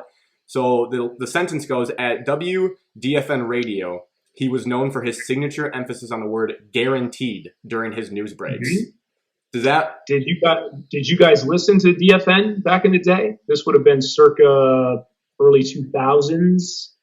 So it came on like when I was in high school. I want to say like 94 is when it launched. But then obviously 97 won the ticket, took over in, the AM radio that was 11:30 AM. People just like listen to the FM signal. So did you guys listen to the ticket back to the fan back in the day? Not that I really recall. I don't think so. And it wasn't until this point that I felt old as hell. I was like, no, I never even heard of it. What kind of grandpa station is that? It was, so basically I was doing sports updates, and we did sports updates at the top and bottom of every hour. So 9 o'clock, 9:30, 10 o'clock, 10:30. And I would come on and do like a 90-second spiel. And the tagline was sports updates twice an hour with breaking sports news first, guaranteed. I'm Ryan Fields for WDFN The Fan, or something like that was the tag. So to separate myself, I said breaking sports news first, guaranteed. And I just kind of really like drove it home with kind of like a cheesy DJ, whatever. And my boss at the time, a guy by the name of Greg Henson, who was the program director there, called me into his office and wanted me to stop doing that because he thought I was being sarcastic with him. He thought I was making fun of us being like guaranteed the breaking sports news first, because there was no 97.1 The Ticket back in those days. So there was only one sports station in town, and that was DFN, and that's what you listened to when you were trying to. And keep in mind, guys, there was no internet back then. I mean, there was starting to, but you couldn't get it on your phones. So when you're out in your car, you didn't know what was going on unless you listened to the radio. So when things would break, I was just reminiscing about this the other day. It was the 17-year anniversary of when Rasheed Wallace was traded to the Pistons. And I had a cell phone back in the day, but it was a little flip phone, and you couldn't check any information on those phones back in the day. So it was the NBA trade deadline day, and I was glued to DFN. I was working at Fox Sports Detroit at the time, but I was glued to DFN in the car while waiting to do an interview. And the NBA trade deadline was 3 o'clock, and sure as heck, that 3 o'clock update on DFN said that Rasheed Wallace had just been traded to the Pistons, and that's how I found out, and that's how most people found out, because other than that, you'd either have to go run to your computer. I think they barely had laptops back in 2004. You had to run to your computer and look up something, or wait for the evening news. That's how you had to do it. So we were the breaking sports news station, and to this day, people will still tweet at me with guaranteed in all caps. Or they'll say something when I'm back home at a bar, hey, you're the guaranteed guy. Like people don't forget that stuff. As silly as it may sound, and if you guys get into this business, the number one rule of thumb is you always want to find ways to separate yourself. So even if that means you're taking a word and emphasizing it like I did, or you're coming up with some other quirky way of doing things that makes you stand out from other people, there's no such thing as a bad idea. And I don't think there's anything wrong with that. And this is proof that it can work. Even all these years later, people still talk about it. It's crazy. Yeah, there's definitely worse things to be known for than Oh, there's no question about that. Yeah. So we try to keep those off the Wikipedia page. We don't want you guys to filter it. So that's good. This is a selfish one, because I spent 2 years out in New York City pretty recently, and I had the guys come out one time, and I took them to my favorite pizza spot. So you being out there, what is, in your opinion, the best pizza in New York City? Best pizza in New York City? Yeah, best pizza. Well, you guys will be happy to know I've got a lot of my New York buddies who are tried and true, born and raised New Yorkers, and I've got them eating Detroit pizza. Wow. Because they opened up a Jets out here like 8 months ago. Nice. And these guys are like, what is this Detroit pizza crap? Blah, blah, blah. And they're New Yorkers. They're not going to admit that their pizza is not the best in the world. Yeah. And yeah, dude, about 3 bites in, they were like, yeah, this is pretty good. And I think I converted a few New Yorkers into Detroit pizza. But it's nice to have the option. And to be honest with you, they just opened up a second location, and now I'm mad I didn't franchise. But who would have thought to open a Jets in New York City? You know what I mean? Right. Yeah. There's like a billion pizza places here. I never would have thought Detroit pizza would have worked. In my opinion, the best pizza is probably John's on Bleecker. And that's also, ironically enough, Dave Portnoy from Barstool, the One Bite guy. That's also his favorite pizza in New York. It's really good. But here's the thing, guys. You can get a slice any hour of the day, any hour of the night, and any place you go to, for the most part, is going to be at least a 7 out of 10, because these places have to be good to stay in business. I mean, the rent is astronomical, and if your food's not good, people aren't going to come, and you're going to be out of business. It's going to be just that simple. So any of these pizza places that are open, you can go there and get a pretty damn good slice around the clock here in the city. Well, that was a great coincidence because John's is my personal favorite as well. So. Oh, no kidding. Okay, cool. Yeah, it's really good. And like I said, it's hard to have a bad slice in the city. And dude, I'll be honest with you guys too. This is like I feel like I'm going back to some sort of therapy session here, and I'm confessing a lot of things. I still order Domino's in the city from time to time, and I take a lot of heat. I post it on Twitter, but sometimes you just want a thin crust, crispy thin crust from Domino's with a side of chicken wings, and that's just sometimes you just crave it, and you know what you're gonna get. It's not the best pizza in the world, but sometimes you're just feeling some Domino's. So my question here. So you're in New York. You were from Detroit. Which sports teams are worse right now, New York's or Detroit's? Both pretty not great at the moment. Well, I mean, probably Detroit's because, I mean, when's the last time there's even been a playoff team for Detroit? You know what I mean? Yeah. At least the Yankees have been in the playoffs. The Islanders just went to the conference finals last year. The Nets are certainly going to be in the playoffs, probably one of the best teams in the East. The Knicks, if the season ended today, would be in the playoffs, as crazy as that sounds. Football-wise, I've only covered one playoff game since I've been here, and that was Giants and Packers back in 2016 season. But, I mean, let's be honest. I mean, the success is not anywhere near what people here want it to be across the board. But it's certainly a tough time right now in Detroit. A lot of people blame me, saying as soon as I left, everything really went into the crap. I don't know if there's any truth to that. So, basing prediction off of teams, your thoughts on the current basketball team and Mel Tucker's future? Michigan State? Yes. I mean, it's certainly a down year for Izzo by his standards. I think people calling for him to retire and all this stuff was ludicrous. COVID, I mean, the team, I think basically every player and coach on the team had the virus at one point. So it ripped right through the whole team, the whole squad, and which affected practice time and everything else. They had games postponed. And I mean, look, it's a quirky year. There's no doubt about it. I think they miss Cassius Winston more than they ever thought they would. Now I'm blanking on the other kid's name that plays for the Grizzlies now. Tillman. Yes, David Tillman. They certainly miss both those guys from their leadership and their basketball IQ and everything else. But, I think Aaron Henry's taken a step here the last couple of weeks. And look how good they looked early in the season, guys. I mean, they went into to Cameron Indoor and, not that Duke's anything to write home about, but they still had an impressive win there, a couple of real nice wins early in the season. So I still think this team has another gear yet that they can find.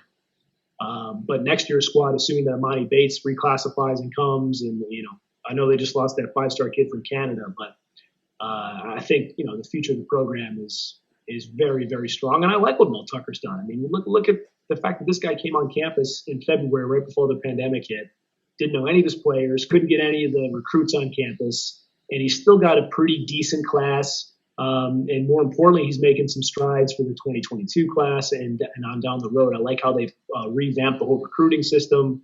Especially taking advantage of social media, which you never saw that when D'Antonio was here, which is no knock on him, but he was just old school. And I think Tucker's brought in this new enthusiasm, kind of a sign of the times, and he gets it. And he gets the recruiting's a year-round, 24/7 deal. And, I think the football team will start to reap the benefits of that here real soon. And you're coming off a season when you already had 2 wins over a then 14th ranked Michigan and number 8 Northwestern. And so he's already got 2 top 15 wins in his first season. So I think he's already, maybe a step ahead of where people thought he would be at this point. And I think that means better days are ahead for sure. All right. So we got 1 or 2 more here, and they're more career focused for you. It may not be you see on TV broadcasts all the time with the live nature of it, that sometimes there'll be very viral, embarrassing moments, and yours may not be as extreme as that. But to you, do you have a most embarrassing moment you've had while being on TV? There's been a couple. One time we were talking, I was doing the Tigers pregame show, Fox Sports Detroit, and we were talking to Ozzie Guillen before the show, and my job was to come in and make a little tidbit about the conversation with the White Sox manager. And on the air, I said, "Yeah, I just spoke to." I was talking to John Keating. "Yeah, Keats, I just got out of the interview with Sox manager Ozzie Guillen, and he said, I forgot what I was going to say. Oh yeah, that's right. And literally on the air said, I forgot what I was going to say, which is like the number one rule of what you never do in broadcasting. Even if you forget what you're going to say, you find a way to piece something together. So needless to say, for the next 2 weeks, not only friends of mine, but guys that I worked with would come up to me, hey, Ryan, I forgot what I was going to say. Oh, yeah, that's right. So I was getting a lot of that from people, which was not a great feeling. But thankfully, I remembered right after I said I forgot what I was going to say. I remembered what I was going to say and was able to say it. The other one was, which I don't know if you guys saw these commercials, they revisited it several years later on Fox Sports Detroit. I sang Under Pressure live on TV during the 2004 NBA Finals. We were at Staples Center doing the post-game show, and we had thrown to a Ben Wallace at the press conference, and we were having communication issues with our studio. So we had how it works is we had a field producer who was standing next to the camera who was cueing me when to go and when to talk, because I had lost all signal in my ear from what was going on, which on live TV is not a very comforting feeling. You're just basically flying by the seat of your pants, right? So we throw to this Ben Wallace interview, and apparently we threw to it late because we were taking it live. And right as we threw to it, he finished answering the question, got up, and walked off. So I thought, normally when you throw to these press conferences, you've got a good 3 or 4 minutes at least while they're talking, right? So we had just lost game 2 to the Lakers, the only game of the 5-game sweep that they won in overtime after Kobe hit that crazy shot to send it to overtime. And so Ben was a little perturbed that they lost the game, had gotten up and left. So right after I threw to him, and the overhead music at the arena was the Queen song Under Pressure. So I'm going under pressure, and just humming and singing and bowing my head. Well, unbeknownst to me, we had lost signal because the interview had ended, and they had just come back to me live. And my producer, who's on the phone, didn't even know that I was on. So I'm sitting there standing, singing and talking and just bobbing my head, just minding my own business. And it was like that scene in Anchorman when you hear the guy whisper, "You are on." And he's like, "I'm on right now." I don't believe it. That's pretty much how it went. My producer's like, "You're on, you're on, you're on." And I had made a quick quip, "Oh, that's the end of karaoke hour tonight. No more requests. We're just going to continue on with the show." You just got to make light of it at that point. So that one was by far, that's another one that people still all these years later remember, that come out, and they say they'll tweet at me about it, or I'll see somebody in person and they'll bring it up. It's just one of those moments that, people just don't forget, and rightfully so. Yeah. Sounds like a pretty smooth recovery though, hopping into karaoke hour. Quick on. Yeah. Dude, you talk about, pulling something, out of your ass, so to speak. That's pretty much what that was. You're live on TV and you're just trying to come up with anything at that point. Yeah. So, but yeah, it ended up being a very funny moment, and needless to say, my buddies hammered me on that for weeks on end after that. I got a lot of calls and texts after that. Yeah. All right, so this is the last one for me, and it's kind of in a similar vein, but I was just curious because in college I had a little experience with reading off a teleprompter. So for you, I'm assuming that's what the industry standard is. Have you mastered reading off of one? And then on the flip side, how hard was it when you first started? Well, I guess master depends on who you ask. I like to think I have, but the audience might think differently, or my bosses might think differently. The toughest part about the teleprompter is somebody else is controlling the speed of it. So imagine trying to read a book and somebody is turning the page before you finish reading. And you're like, whoa, hold on a second, I'm not done yet. And only you're live on TV and you can't say, hold on, I'm not done yet. So the prompter operator is trained to read along with you, so to speak, and try to go at the same speed. Sometimes they'll speed ahead, sometimes they'll stop. Sometimes the prompter breaks and just shuts down in the middle of when you're trying to talk, and that's when you've got to ad-lib and just go. Like anything else, it takes a lot of practice. We've had interns come in, and when they try to do something for their resume reel, they read on the prompter, and they're like, boy, this is a lot harder than I thought. And that's, it is. It's a lot harder than people think. But like anything else, the more practice you do at it, the better you get at it. And one day, you'd like to think that you can handle it either way. But there is, it's definitely an acquired trade, so to speak, that it definitely takes some time to get used to. Yeah. Sounds like you gotta have some chemistry with the prompter operator, or else it could be bad. Yeah, for sure. Thankfully, the people that we've had here have been here for a few years now, and they know us really well. And sometimes I like to ad lib in the middle of a script, so they have to stop. Sometimes you'll see it go back and forth because they don't know if they need to go back or go forward, depending on what I'm saying, which is not a very comforting moment when you're live on TV and you see the prompter going back and forth. But then they usually pick up and they just keep on going. So there's a certain amount of chemistry and trust, I guess, you have to have between you and that person, and that just comes with time. Well, that's all for me. Did you guys have any other ending ones? I got one more question. Back Sure. to your Michigan State days. Favorite memory, just in general, from your days at Michigan State? Ones that are appropriate for the Zoom call, of course. Right. Of course. There's a few that maybe when we're not on the Zoom call, I can discuss with you guys that are also pretty good. I mean, I know it's cliche to say the tailgates and stuff and just hanging out with your buddies. I mean, as you guys know, being in college or having been in college, I mean, it really is the time of your life. You know what I mean? And sometimes you don't realize it until you graduate. And you're like, holy crap, now I'm off to the real world, and that's that. But it really is, like, you look back and you think about all the time you had with your friends and just messing around and being stupid and, going to the bar and, all the things you wish you could do, not a worry in the world outside of, hey, I got a test tomorrow or something like that. Like, you just think back to those days and you can't help but smile. But, I think one of the ones that stands out was when we did beat Michigan my freshman year and just the party on campus. And, I didn't even bring this up. I was on campus for the first riots that all happened. The Cedar Village riots, the ones in 1998, when I think we lost to Kentucky in the Final Four. That was a riot that started that year. Then the following year, when we lost to Duke in the Final Four. There was back-to-back Final Fours where there were riots in Cedar Village, where I lived, by the way. And we had people running into our apartment because they had come with tear gas and tear gas the whole place. And people were running, trying to get away from the tear gas. And in my little apartment in Cedar Village, next thing you know, we had like 50 people in there, a bunch of strangers. Everybody was trying to get away. The best part was the first time it happened, my roommate had left the door wall open. So all the tear gas came into our apartment. So even all the people that were trying to get away from it couldn't get away from it. So I think my claim to fame is I've now been tear gassed 3 different times. Now, I was not participating in any of these riots, let the record show. Right. But they were all going on right in front of our apartment. So we were outside. So I think I've been tear gassed 3 times now, which I don't know if that makes me immune to it just yet, but I got to be getting pretty close to that. So that's another memory. And, right after school when I graduated, I covered that 2000 team, Michigan State, Mateen, and Mo Pete, and those guys that won the national championship. So I was basically like a 5th-year senior. I was working at Fox, living on campus still, or just off campus in an apartment.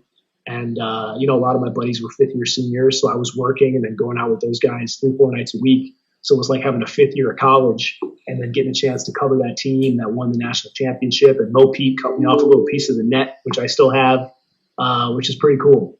So I think that memory is right up there at the top as well. I guess my last question would be, during the interviews, or has there ever been anybody that you've got so nervous for that you're hesitating or mumbling through the interview? I'll tell you, I don't know if I was ever like mumbling through it per se, but we did. You guys remember when the Super Bowl was in Detroit? Yeah. 06. And I was covering all these events. Like it was because all these Super Bowl parties and charity events, like the whole week was just crazy.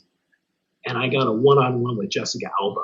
And I was pretty nervous before that one. Yeah. So she was one of those that she looks, and I know this is kind of like it, Jessica Alba back in 2006, that was like the it girl back then. You know what I mean? Now, not so much, but back then she was the it girl, and she looked even better in person than she did on camera. So that obviously had the butterflies going on. But I remember specifically being nervous for that one, but found a way to make it happen and stumbled my way through, so to speak.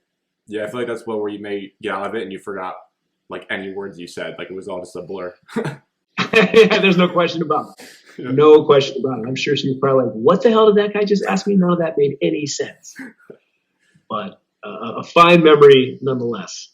Yeah. Well, we appreciate you taking the time. It was awesome. Trip down memory lane and also seeing what life is like in New York and kind of how your career's going. So we really appreciate the time, Ryan. Heck yeah, guys. Anytime. That was fun. It was good to talk about some old memories, things I haven't thought about in a long time. And anytime you guys want to come into the city and grab a slice when things get back to normal here sometime real soon, we can all go ahead and do that. And it'd be great to catch up with you guys. That's right. John's a Bleaker. Awesome. Thank you, Ryan. Appreciate it. Thank you. Done. Let's do it. All right, Evan, let's see your transition since I did mine last week. Welcome back. This is Shot of Michigan Sports coming at you live. Episode 7. We're on our final topic, topic 3, inspired by a Ryan Field interview that you just listened to, and talking about his memories at Michigan State. So we decided to talk about what is our favorite memory at Michigan State. Yeah, that's right. Evan, what a transition. I think that's got to stay in. No, it will. Phenomenal. Story time. Do it. Alex told me pre-show I want to go last. that he does not want to go first. Shocker. I'll go first. I'll get it out of the way. All right. Like it's a So chore. shout out. This was this December or was this after the new year? It was It second doesn't matter. semester. Feels like a February month if it's the. Yeah, that's what I thought. For Okay, sure. so second semester. So this had to be 2019, January, February of 2019. Correct. Yeah, Graduated that year. Yes. Sounds about right. right. If you all want to look back, how crazy this 2 days were of the polar vortex. Ooh. Go ahead. I'll give you time to Google it right now before I talk about what happened. Okay, so polar vortex. Absolutely frigid temperatures. Negative like 20 degrees and below. And for some reason, universities were like, yeah, no school. But please don't do anything dangerous. Well, you have a campus of 50,000 students with 2 days off in the middle of the week. What are you going to do? I remember vividly, we were sitting there in Alex and a big-time listener, Cody McCrate's apartment, shout out. Shut out. And we're all sitting there in the middle of the day. Hey, we have no school. What are we going to do? Drink. Bars. Run it. STR, baby. STR. And so, obviously, Straight to Rick's. college kids, we're going to go drink on a Tuesday or Wednesday night because we don't have class tomorrow. And so getting to the bars was like trying to find an Uber. Super expensive Ubers. Like, don't stand outside more than 10 minutes. This Uber was probably the worst Uber we have ever had. Didn't know how to find the parking lot or didn't know how to just stop in front of the apartments like on Michigan Avenue. No, Right. we'll circle. Go ahead and circle. We're all trying to run around, trying to like flag this Uber down. Say, hey, pick us up. We want to go to the bars. We finally get to bars. Our ears are already frozen off. Have a great time in the bars. Okay, now people left in different waves. And so some people left earlier. Some people stayed to close down the bars. Shout out to our good friend Cody, Eller Cody with the C. He turns to me. Hey, Evan, do you want to shut down the bar? Absolutely. Not the first time we shut it down a bar. Shout out Valentine's Day coming up previously from this point, did that too. So we shut down the bar, it's 2 a.m. and, being drunk, we're like, yeah, we can walk that far. It's only like a 10, 15 minute walk. We can walk that far. Hey, Evan, Cody, you probably forgot, but it's like negative 40 degrees outside and all you have on is like khakis and like a dress shirt. Like, what are you doing? You know what, guys? We're just going to walk faster. Just walk faster. So obviously, if you know East Lansing campus, there's a main intersection where there is like a church, Jonas to go, and it's the intersection of Grand River and Michigan Ave. You kind of like veer off to get onto Michigan Ave, or you can go straight on Grand River. So I'm speed walking. I'm doing my best to speed walk, and I'm in front of Wilkins. I get through the intersection because there's cars out, busy night, and I get to the intersection, and all of a sudden I hear this noise behind me. I'm like, what is going on? Cody is screaming at me in the middle of the intersection, telling me to help him get up. He had slipped and fallen in the middle of the intersection of Michigan Ave Grand River. And this is the most busy intersection on campus. He is falling, and he's like, dude, help me up. And I am just in the dead, like, walk. And I'm like, no, I'm not helping you up. He gets up by himself, and we get back to our friend's apartment, just absolutely freezing. Freezing cold. Ears purple. No idea where we're at. Alex, shout out, he was there. And just now that we're telling this exact story to our friends, like, guys, where were you? Oh, Wilkins just fell in the middle of the intersection, and that's why we were late. Sorry. Fantastic time. Great memory. I'll never forget it. Polar Vortex, shout out. Intersection, Michigan Ave, Grand River. Body hit the floor. All right, Alex, me or you? That's hard to top that. Yeah, no one's going to beat it. Painted a picture. So let's let you go. All right. So date, first of all, context. Mine took place on Saturday, March 17th, 2017. St. Patrick's Day. Tradition as old as time is Grant driving up from Butler for St. Patrick's Day at Michigan State. So I just kind of broke it down some key moments of this day. Great day. 7 a.m. I remember waking up, so we set an early alarm for the day drink. Not sure if we were trying to pull off a kegs and eggs. Who knows? Very hungover from the night before, as our friend group has been known to do. Classic drinking too much on a Friday before a massive day party on a Saturday, and you wake up like, why did we do that? I vividly remember looking at Alex and saying, dude, should we just stay and play Fortnite all day? It was one of the lowest moments I think I've had. Like, felt like such a nerd the way he made me feel like, dude, what are you talking about? You just drove 4 hours from Butler. We're not going to stay in and play a video game. To be fair to me, Fortnite was very hot in the streets then. Anyways, we rallied. Blaring music in the morning, 8 a.m., cleaning Alex's apartment from the night before. Midday, I wrote, we made it to a frat house. Not sure what frat house it was. Stayed there for hours. Like, basically, because everything was packed, we just stayed there for, like, the whole day, it felt like. Drinking a mix of Four Loko, tequila. Shout out the Loco boys. Four Loko, tequila. There was Red Bull in there. Just an absolutely lethal mix for your intestines and your liver. And I remember from that party vividly trying to play beer pong, and it was so windy and just, like, the grossest game. And, like, the cups were full of dirt outdoor. There was an elevated surface. I remember that. That always plays. Just everything going on. And then after that, we got food somewhere. I wrote, I don't know. It could have been McDonald's, Taco Bell, or Jimmy John's. One of the three horsemen, the three amigos. It was one of them. Made it back to Alex's apartment. Classic midday drinking where everyone had to, like, lay down and recover and just chill because we needed to rally for the night. And mind you, the thing I've always annoyed me about St. Patrick's Day is it always usually coincides with March Madness, and that's just too much reason to, like, drink and party at once. Like, you need a separation. You need St. Patrick's Day to be its own thing so you're not distracted because, boom, case in point, the nightcap gets going. Everyone's drinking in Alex's apartment. There's at least 25 to 30 people there, which knowing his apartment is, like, too many people because it was like small, and in that living room is where everyone hung out. That's like a ton of people, and it was front door was open, overflow outside. So I was drinking, not paying much attention to Michigan's game at that point. They were playing Houston, and they were, I think we were 2 seed that year, 2, 3, or 3 seed maybe, playing a 6. Don't know, don't care. Whatever, 2 or 3. So I was like, oh, they'll beat Houston. Didn't know who Houston was. Didn't know they'd have a guy with a man bun who made shots left and right.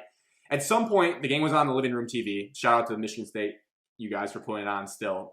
I realized it was a close game. Someone pointed it out to me.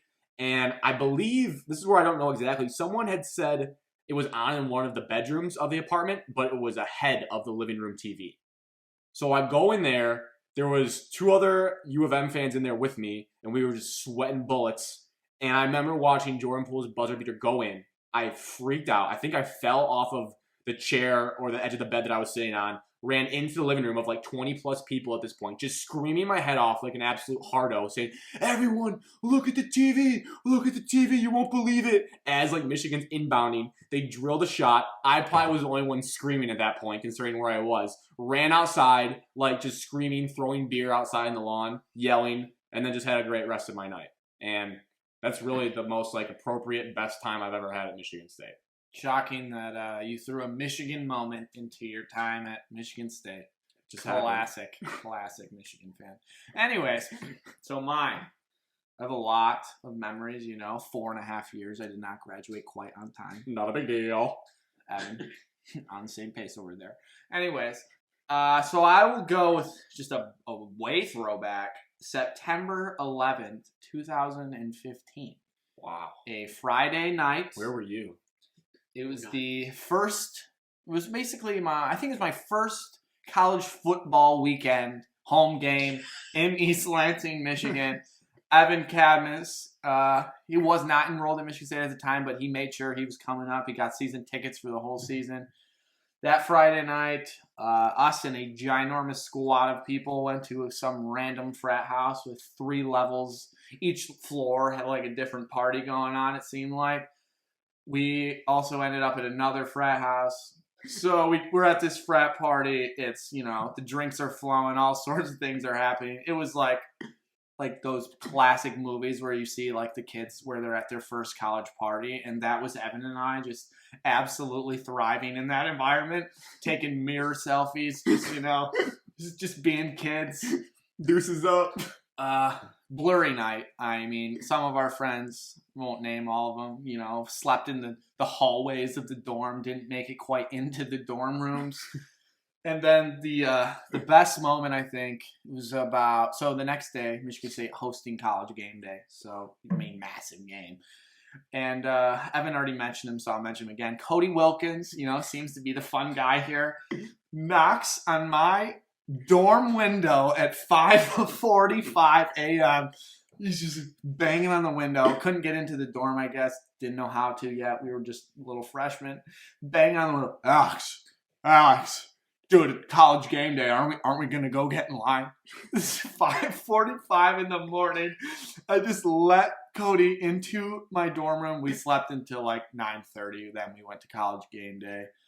Needless to say, as Grant said, we always go way too hard on Fridays. The whole Saturday, I think the amount of drinking we did for the Oregon game was 0. I think we were not, veterans quite yet. But then the game itself, unbelievable game, top 5 football game. Michigan State beating Oregon, which led to a college football playoff appearance that season, right? So yeah, awesome start to my college career at Michigan State, considering that was my first football game ever. Wow, good times. I think the moral of the story is just good times, and there's plenty more, but we had to pick our favorite. Go to Michigan State; it's fun. All right, that is all for today's show. Obligatory reads here at the end. Follow our social accounts, Twitter, Instagram, and Facebook are all at @shotofms. TikTok is @shotofmichigansports. Our email is shotofmichigansports@gmail.com. Socials are a great place to see the video clips we post out through the week and interact with us. How you can listen to this show, Apple Podcasts, Spotify, YouTube, depending on whatever platform you're listening on. We'd really appreciate it if you rated it, reviewed it, and subscribed. And also, share this episode with a friend. It's going to be a long one. You can break it up into parts. Got the timestamps in there. Share it with a friend. They're going to find something in this episode that will make them laugh, hate it, smile, indifferent. They're going to feel something, so share it with a friend. And lastly, as always, submit any questions you want answered to this show, because we read them all, and we will do our best to answer them all. So, cheers to episode 7 and it being March. Cheers to episode 7 and Cody Wilkins.